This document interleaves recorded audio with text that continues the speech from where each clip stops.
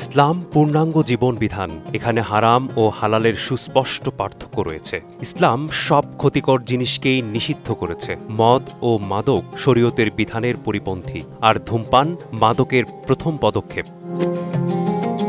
মদ্যপান ও মাদক সেবন এমন পাপ যা সব পাপের দ্বার উন্মুক্ত করে দেয়। এজন্যই সব ধরনের মদ ও মাদক ইসলামে সম্পূর্ণরূপে নিষিদ্ধ। মহানবী হজরত মুহাম্মদ সাল্লাল্লাহু আলাইহি ওয়াসাল্লাম বলেন, যে কোনো পানীয় বা বস্তু যা নেশার উদ্রেক করে তা হারাম।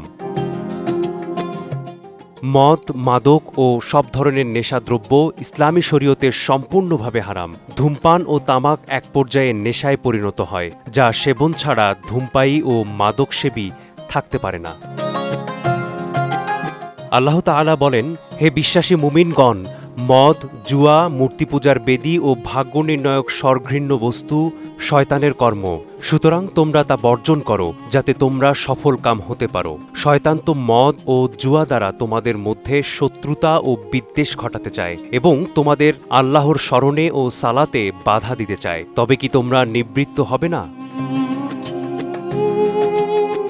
একজন ধূমপায়ী ব্যক্তি নিজের ক্ষতির পাশাপাশি আশপাশের অন্যদেরও ক্ষতি করে, যা সম্পূর্ণ হারাম ও কবিরা গুনাহ। এছাড়াও শারীরিক অনেক জটিলতাও দেখা দেয়। যারা ধূমপান করে বা তামাক সেবন করে তাদের মুখে ও শরীরে এক ধরনের উৎকট বিশ্রী দুর্গন্ধ হয়, যা অন্য মানুষের কষ্টের কারণ হয়। আল্লাহ তাআলা সবকিছুর স্রষ্টা ও মালিক। মানুষ তার জীবনে সম্পদ, সম্মান, দেহপ্রাণ ও প্রাপ্ত সব নিয়ামতের হেফাজতকারী। তাই এমন কোনো কাজকর্ম যা নিজের ক্ষতি করে তা হারাম, নিষিদ্ধ ও নাজায়েজ। আল্লাহ তাআলা বলেন, আর তোমরা নিজেদের হাতে নিজেদের ধ্বংসের মধ্যে নিক্ষেপ করো না। তোমরা সৎ ও সুন্দর কাজ করো। নিশ্চয়ই আল্লাহ তাআলা সৎ কর্মপরায়ণ লোকদের ভালোবাসেন।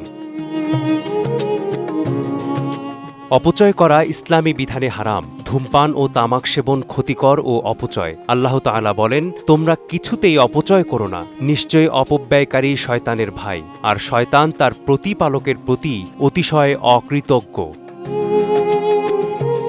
কিয়ামতের দিনে হাসরের ময়দানে যে 5টি প্রশ্নের উত্তর না দিয়ে কোনো আদম সন্তান এক কদমও নড়তে পারবেন না, তা হল জীবন, যৌবন, আয়, ব্যয় ও জ্ঞান। ব্যয় সম্পর্কে আল্লাহ তাআলা বলেন, আর তোমরা পানাহার করো, কিন্তু অপব্যয় করো না। নিশ্চয়ই তিনি অপচয়কারীদের পছন্দ করেন না। ধূমপানে রোজা ভঙ্গ হয়, তাই ধূমপায়ী এবং তামাকসেবীরা দীর্ঘ 15 থেকে 20 ঘণ্টা ধূমপান ও তামাক সেবন থেকে বিরত থাকে। এজন্য রমজান মাস ধূমপান, তামাকসহ সব ধরনের মাদক বর্জনের সুবর্ণ সুযোগ। মিসবাহুল আলিফ, সময় সংবাদ।